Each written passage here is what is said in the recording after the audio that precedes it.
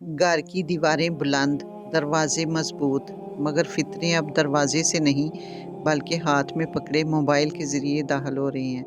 वालिदैन समझते हैं कि इनके बच्चे घर में महफूज हैं, लेकिन सोशल मीडिया के ज़रिए अजनबी और नामहरम खुद इनके घरों में मौजूद हैं। यही वो रास्ता है जिसने कई घरों को बर्बाद किया। मोहब्बत के नाम पर धोखा, ब्लैकमेलिंग और रिश्तों की नीलामी। वालिदैन की ज़िम्मेदारी सिर्फ़ खाने पीने तक महदूद नहीं, बल्कि औलाद की अखलाकी तरबियत भी लाज़िम है।